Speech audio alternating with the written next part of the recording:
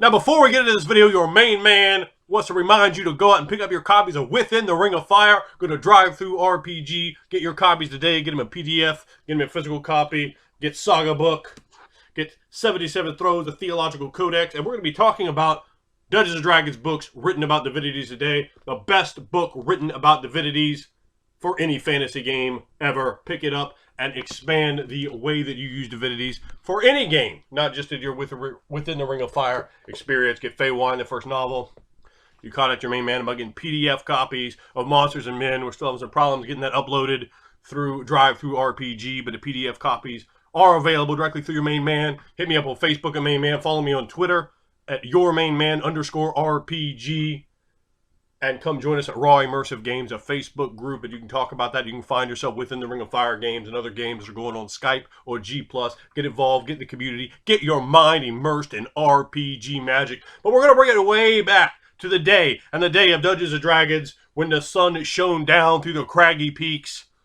We're talking about Forgotten Realms Remembered. Now, I'm starting this series because I've had a lot of requests for more Forgotten Realms videos. I did a few. They didn't get the greatest number of views. Watch the videos, hit the like button, leave the comments, because I pay attention to what does and doesn't get views, and that's how we come up with a lot of the ideas of what areas we're going to more actively pursue and how often we're going to put these type of videos out. Show your support for the types of videos you like, and those are the types of videos you're going to see more of. You understand, baby? So, today, in Forgotten Realms Remembered, we're going to be talking about divinities. We're going to be talking about each one of them, spotlighting them in individual videos that we're going to be explaining how to play followers of that divinity, how that divinity interacts. Now, I'm not just taking the book and reading it to you because you know how to read. So I don't need to read for you. And I can't stand videos where people just, I'm not going to explain what these books say. I'm going to tell you just like this. Think about Marvel Comics Ultimate Universe. They just gave your main man Forgotten Realms, and we're making some changes, baby. We're going to bring things together. We're going to make things fluid. We're going to make things move. We're going to give you story hooks and arcs and ideas to make this breathe and feel alive. And where would I start with divinities for Forgotten Realms? But, and I think you guys know where I'm going, even if you didn't look at the name above. Talos! That's right, Talos, who is an amazing god, an incredibly miscast, misused, underrepresented, deflated, poorly constructed god in Forgotten Realms. They could have had a difficult time doing a worse job with Talos.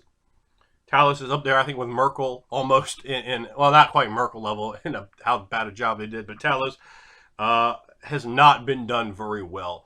We're going to go all the way back to that primordial beginning of Faerun and that first battle between Shar and Selûne when light interrupted darkness, and in battle, Talos was born.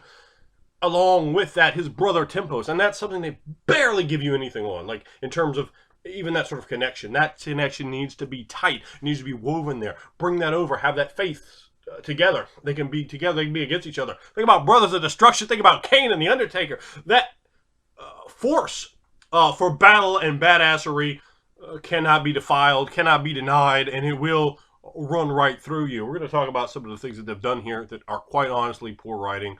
From a game design standpoint, they make my colon clench as a writer for RPGs, as a game designer for RPGs. There are substantial problems here because what you need to do is give the players more use, give the players more workable, give the players more ability to use things, give the game master more energy, more plot hooks, more ideas, more, oh, this is awesome, and I'm going to run this, bring it into the game, not, You don't want to give them, you want to give them, yeah! Get that energy to them, get them enthused, excited, especially how could you not be excited about Lightning, baby? That's really what we're going to be talking about right here. Now, I have, before which I'll show you in a minute, two of the Forgotten Realms books about divinities. These two I think are particularly good. I have some others, but I don't want like 18 books around me at the moment. So, Talos, the Destroyer, the Storm Lord.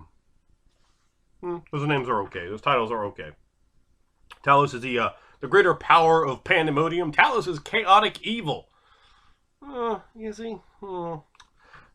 Talos is also, I don't think it says in either of these books, but Talos is also at some points alluded to perhaps also be the same divinity as Grumsh, the god of orcs. And I've always been saying that orcs were badass, so why wouldn't he be? But let's look at some of these things that they say here. When they talk about worshippers, they're talking about those that fear destructive powers. And they've always kind of done that. Like, people worship Talos to keep Talos away from them, to keep Talos away from their village, to keep Talos not lighting up their towers and farms and so forth. So, all right, that's something. Of course, you got the barbarians, the barbaric individuals from their tribes that sweep down to put a beating on you, and rightfully so. And they're going to be worshiping, of course. You know, they're going to talk about the orc connection here slightly. If you're talking about half orcs, now Talos is the leader of what the hell do they call them? The deities of fury. Not the furries, the fury. You understand? That's Errol, Malar, and Umberly. And then it goes through, you know, a bit more of a hierarchy as to how some of the evil divinities align. Errol, the divinity of Frost. I think I might talk about the Druid of Errol that I created for Forgotten Realms game we played in. When I do a video on her, it was very entertaining, that particular character, that NPC. Now, Talos is a bit odd. Now, thunder divinities are always harsh, brash, powerful. They boom with loud voices. They're big and strong. They're powerful. They're intimidating. They're furious. They have short fuses and tempers. We can think about Zeus. We can think about Thor. We can think about a number of different thunder divinities in some portions. Set's a thunder divinity in Egyptian mythology. We can see these aspects coming across. Of course, Jehovah from Jewish mythology, thunder divinity. That's where the roots start with that. Thunder was such an awesome, powerful force in a world without scientific understanding. It was the sun and it was thunder. You look up at the sun and, well, that's God. You hear thunder and go, well, that's God too.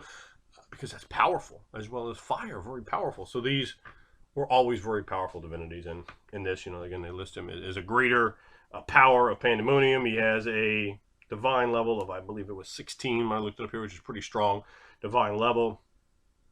Now, in terms of chaotic evil, typically chaotic evil gods do not produce quality characters for your typical type of game. If you're going to, you know, we are a party and we work together and do these sort of things, chaotic evil gods usually do a very poor job. Velsharoon, Cyric, you're not, Talona, you're not really going to pull out characters that aren't likely to be pretty high on the problem scale. Talos, absolutely none of that. Now, you're a furious barbarian charging down from the plains, from the mountains to beat that ass, and you will beat that ass, because that's the sort of style that Talos is going to bring.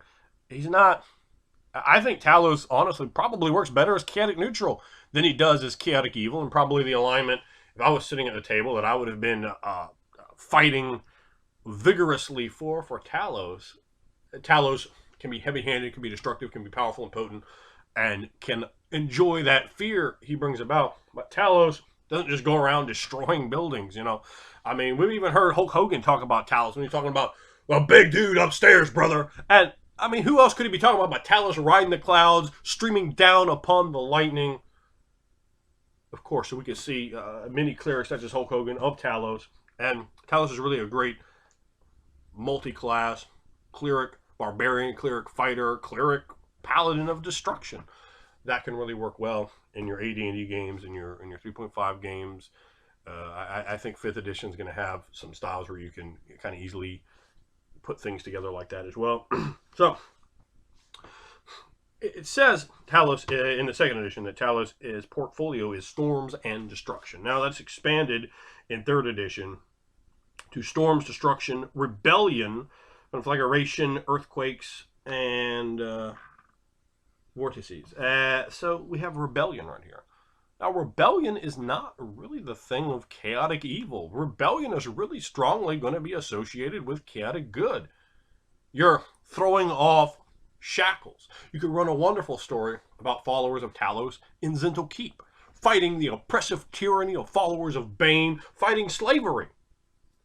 There's no reason at all a follower of Talos would be into slavery. So there, all of a sudden, we start painting sympathy. You can make this character dark and brutal, and when we look at the domains, we don't see the things that should be there. This is a god of heavy metal. That's what Talos is. He's a god of heavy metal, of power metal, of death metal, of beating your ass. When I think of Talos, you can just plug Nathan Explosion right in there and really have a great sort of understanding of this mindset. He's fast and furious. He's brutal and dark and brooding, and he will punish you, but he may reward you. He may help you throw off those chains of oppression, because such things do not please Talos. Talos is as free as the breeze, and does not have any reason to wish shackles of slavery on others. Talos is not weak enough to need such things, for if he wants you bolted down from the heavens, the blue bolt will descend, and you will be evaporated. You understand? That's a combination of a multitude of words. So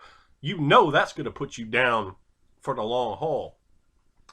When you're playing that follower of Talos, when you go in thinking about the sort of weapons, you get to have a character that's brutally fight people with spikes and chains, pro wrestler style, with big shoulder pads, a long cloak coming down, a big girdle, maybe it's like kind of a medley of leather and metal and brutality, and that's the sort of thing I plan to do when I finally get around to getting to play a follower of Talos. I'm so desperate to play another Forgotten Realms game, to get a fighter cleric of Talos on, because that's going to be awesome.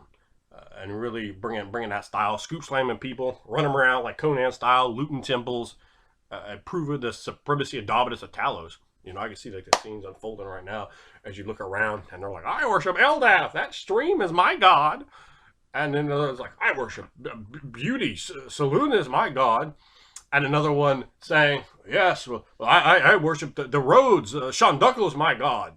And another going, I follow Cyric, and my god is the god of lying and hate. And you just do this.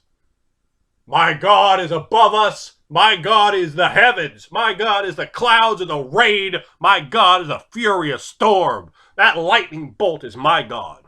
Even the signs of my God can kill you. You can bring that across. That's potent, and you could flavor it up a little bit more than the way I hammed it up right there, but that's powerful. I mean, you think about that. Your God is fucking something. Just the personification of him is something that can kill you. This isn't a God of calm pools and streams. This is a God that is badass. And when you put him over like that, when you have a follower of Talos that's just looking at him like, oh God, that guy is terrifying. Guys that look like they just walked out of a death metal video without all the goofy paint on their face. That's a brutal, big, strong guy with gauntlets and studs and spikes and leather with studs as well. They're going to have that brutal affectation. They're going to have brutal-looking accoutrements. They're going to have, imagine the religious ceremony that you can bring to drink the player's mind inside this stone-wrought temple high up in the mountains with all sorts of metal rods running up to it, and the lightning striking, and electricity is surging down the poles and in all its blue splendor, and the priests are grabbing it and feeling the electricity, riding the lightning themselves, and expressing it, spouting it, and allowing these visions to take place in their minds, and then reciting those same visions, the visions that they're being inspired by Talos, to the congregation. Hearing them speak in such a way could paint a scene. It's like, oh, I want to worship Talos, and then you have a party of Talos worshiping players, which is awesome. So to me, I think Talos, particularly being a chaotic evil, I find it a little questionable, and I find him completely acceptable for God to worship for player characters, particularly when you tie in that whole rebellion deal, when you go, no, we're not going to be doing that, followers of Bane, and then you waffle, because you can do the whole deal, classic 80s style booking. They bring the one heel in, and they bring the other heel in, and heel number one, who's got this big heat on, and he turns to heel number two. Talos is basically the Road Warriors, man. The Road Warriors were bad guys, but they were so awesome that they were good guys. You understand? They weren't good guys. They were bad guys. They were classic vintage style of heels all through their career, but they were so badass that they got cheered, which meant they were good guys. The sympathy was put on them. I like to bring those sort of ideas and aspects in, because you can do a lot worse than taking cues to how to run a game from how 80 style NWA and indie style booking was done back in those days. So you bring them in, you have them together, you have them with these followers of Bane, slavery, all these kind of things are going on, but that's the backdrop. And we bring the followers in, they're what we agree. And you have Followers of Bane, oh, we agree with these things, and this is awesome, and this is great. And then all of a sudden, the follower of Talos sees something he doesn't like. And a follower of Talos is going to speak his mind and say what he feels. That they should be never. They should probably never lie. Why would they? Lying doesn't help Talos. Lying helps Sirik. They are forthright. They are honest. They are straightforward. They are the antithesis of cowards. These are brave and bold, and they'll look you in the eye and they'll tell you what they feel and what they think, and that is respectable. And when you build respect, you build sympathy. When you build someone who won't brook that slavery, they won't brook these dirty deeds being done. They won't brook sale of poison, kick a poison selling merchant in the gut, power bomb right through the table, all this poison breaking, collapsing. That's the weapon of women. That's the weapon of weakness in a follower of Talos' mind. They're not going to put up with that sort of thing. They're not going to put up with slavery. They're not going to put up with a quarter yourself with weakness. With Talos, it personifies strength, the fury, the potency of the heavens. This is not a manipulative politician. This is a god that sits upon storm clouds. This is a very powerful, potent thing. Another thing in the books that always made me go, no. And it really kind of brings up the whole sort of nerd culture and really who came up with that idea. One of the books, it talks about Talos's followers and Talos's followers' views of Sune. Like, oh, they're frivolous and just stupid. It's like, no, Sune and her followers are mad hot, and you want to bang them. You are the badass heavy metal guy. What do we always see with badass heavy metal guys? Loads and loads and loads of mega hot girls around them. And that's where the Sune part comes in. So I just looked at it and went, oh, you got to be kidding me. You know, Talos is banging Sune. Let's just be real right there for a minute. And that's the kind of idea you want to take when you're playing. Be straightforward. Be bold. Be brave. Be honest. Be not afraid to say what's on your mind. Let them know. Be brazen. Be potent. Because after all, what is their God going to do? They have a God of chains or waterfalls. Your God is lightning. Your God is thunder. Your God booms with a voice, and your voice should be loud. Your posture should be intimidating, threatening, like a brooding, looming storm cloud. But at the same time, you can show mercy. You can show gentleness. You can provide the rains to the people on the farm. You know, your character should have weather sense type abilities, knowledge about nature. He should have an ability to understand the grand scheme of things from that aspect, to understand the farmers, to understand the men going out on boats. And the farmer should come to you and ask you. They shouldn't go, oh, no, it's Talos' fault. They should, oh, great and glorious priest of Talos, please grant our crops rain. We have for so many days. We have had no rain, and our crops are withering on the vine. The captains of sailing vessels should come to you. Oh, Talos, please bless us with good, glorious winds. Please do not let the lightning fall upon us as we embark on our journey. Let it be calm and tranquil. And of course, to say the verbally, but when you beseech Talos in that way, when you put Talos in that spotlight, you can create a character that's dark and brooding and badass and has all those aspects of evil that you're going to like to bring in. At the same time, over here, we can paint him with so much sympathy. He's not going to put up with nonsense. He's not going to lie. He's going to tell you the truth. He's going to look you in the eye. He's going to walk tall. And if you have wrong done to him, if you take him, right, and you have those followers of Bane, and this is your opening scene, and he's with them, and he's like, yeah, this is good. Yeah, we're showing our strength. Bane is strong. Talos is strong. I appreciate that. I respect that. He sees something he doesn't like, and then he tells them he doesn't like that. That's got to stop right now. They beat him down hard. Beat him down so hard they think he's gone. He's laying with broken bones and blood in the muck where he can't get up. You know, they could hang him or crucify him or have him tortured in all sorts of different ways and just leave his broken body laying there. But somehow, as the rain pours down, he stands and rises. And there you built right off the rip a hot angle that's going to propel your campaign. This follower of Talos, he wants his revenge. If you have an audience there, like, yeah, get it, and you keep building and building. You know, you build from both sides of the mountain as he's gaining levels, as he's getting stronger, as he's preaching the word of Talos with a booming, thundering voice, and all of a sudden, you know, you finally bring it back, and he's there, and he's already gone around. He's proved stronger. He's looted temples of Tyr and Torb, and then he's working up to that deal. He comes in there, he beats down the followers of Bane. He gets their stuff. He's destroying it. He's bringing all those elements of evil right back on them. So you have that heel versus heel confrontation. You got the sympathy on the follower of Talos. He's standing tall. He breaks the chains, releases the slaves. He takes the accoutrements of Bane and he profanes them and destroys them in a way that a good character just might not be comfortable doing. And he destroys these bodies. He leaves them, and he calls a thunder, and from the heavens a thunder pours down and destroys these poor fools that had the audacity to stand against Talos. So that's ways you can bring the heavy hand, the soft hand, the compassion, the sympathy, the brutality, the vindictiveness, the viciousness, and the honesty of this character. It can bring a wonderful tapestry that will hit an A+ level. You'll have a home run. You'll have everybody in the party trying to jump ship, trying to join Talos. Talos can heal too. He's got the power to heal. He's got cleric can throw lightning bolts, or they can heal you, and they can call down weather. So they have so many interesting aspects, and you always want to remember that. You might be black metal, death metal, power metal.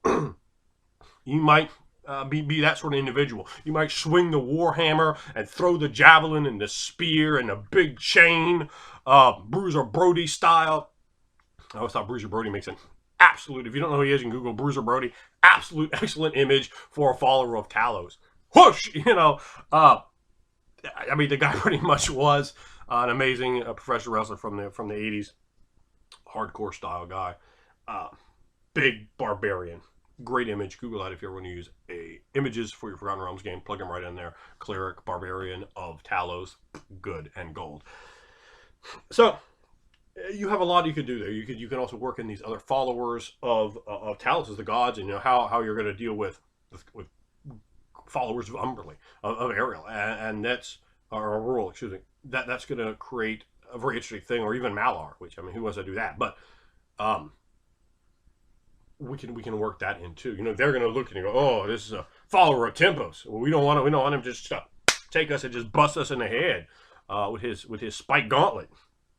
So, you know, there's going to be that respect, that underline. There's so many plot hooks you could do there. And again, bring that whole Tempest brother thing up. And then you kind of have this face-off. Like the follower of Tempest wants to do one thing, the follower of Talos another. But at the same time, and just like when they're squaring off, boom, that's when you have the goblins attack, a horde of them. And they turn back to back. And they start bludgeoning and beating those goblins, busting pates, and leaving the goblins broken in blood. They take that blood and smear on their faces. They warrior class. And then you have a bond formed in battle. For both their gods were formed in battle. And then you have that brotherhood, and that's an angle you can bring back. You know, I did something like that at NBC, was a follower of Talos. In fact, we used a Bruiser Brody picture for that guy, the Mad King, and one of the player characters falling a priest of Tempest, and I worked that gimmick where they were both more in this brother thing, because there's such little connection between a lot of the gods in Forgotten Realms, which is a really big failing. In 77 Thrones, Theological Codex for Within the Ring of Fire, you will not see that. There are so much interwoven politics, plot, sexual politics as well, and the desires of these gods, and it all weaves together, the grudges, the anger. Then this, it's just like they might have met each other once. I'm like, wait a minute, shouldn't there be a lot more of that? You know, so that was one of the unfortunate hits from me on Forgotten Realms. But let's show you right here. This is Forgotten Realm Adventure. I have done a review of this book. This is, in my opinion, the best book that Forgotten Realms did for Advanced Dungeons and Dragons. However, it's a train wreck. You know, by today's standards, this would not be published, but it has everything you really need to play in Forgotten Realms outside of a player's handbook. You can see right there, a follower of Talos. I was always very underwhelmed with this guy. Like, I have an eye patch, and I mean, he looks like an elf tried to dress heavy metal. Like, look at him. He's got tights on. Followers of Talos don't wear tights. What the hell's wrong with you? It's like Robin from Batman and Robin trying to dress up as a follower of Talos and cosplay for Christmas. This guy would viciously, in a game I ran, this guy would viciously be beaten to death by real followers of Talos. You know, again, I mean, I'm thinking big muscle-bound guys, Bruiser Brody, LOD, spikes, chains, capes, cloaks, you know, just brutality of warhammers and javelins, and they didn't care. I mean, they'll pick someone else up and use them as a weapon. They'll beat you with one of your party members. Followers of Talos don't care. And we can see some artwork there of Talos Of course, you know, we can see the eye patch, and they're very similar to Groomsh. So that's a connection you can build up more or build back down from, and a great way to get an orc over as a good guy. You're like, yeah, I worship Groomsh. You call him Talos. And Groomsh says, look you in the eye and tell you what you feel. And I'm going to tell you just what I feel about you elves and you dwarves and you gnomes and you foul halflings and you dirty humans. I'm going to tell you, but I'm going to tell you right to your face. We're going to be right here with it. And again, having that kind of aspect to a character could really, really make him over. It can really bring a lot of interest, a lot of passion to the character. I like the big billowing cloak flowing in the wind, or you know, ruffling like that. I think really works well for the character. I think that Talos has so much unused, untapped potential in Forgotten Realms. I think it's a shame how little they did with the gods. So take these words of wisdom from your main man when you're preparing your priest of Talos, your paladin of destruction, your barbarian horde members who worship Talos. You know, think about that when you put it together, and think about the brutality and the possibility of that, and how much of a good guy you could be here, and how much of a bad guy you could be. And that's really the real kid. And he goes, no, you would never write anything I want. No, it's like, no, I have a code, a barbaric code of thunder. This is not going to work for me. Well, no, I think that, and that's how you answer that. And you bust him in the mouth, and the teeth come out. In fact, in that first conflict we're talking about with the followers of Bane, you could smash that priest of Bane, and maybe that priest of Bane's like 11th level, and you're a first level character, but you rock off on him, and maybe a tooth flies out, so you can bring that back as a game master, like you know, 50 game sessions later, and like, oh, do you see that tooth you knocked out of his mouth? And he knows, you know, you knocked his front tooth out, because I mean, you still had 18 strength, you know, you busted him right in the mouth with a gauntlet. Of course, his tooth's gonna come out. That's what he gets from monkeying around with Bane. He should have kneeled before Talos. So those are my thoughts of Talos. You guys let me know what gods from the Forgotten Realms you want to see done. I can hit all of them. Please don't ask for gods from the Gnomish Pantheon. They will not be done. No, nor will God. You know, just get that right through your nugget right now. Let me know what you think of the series. And if we get enough views on these, we're going to be knocking back some more. All right, guys. Until next time, I am now and forever your main man.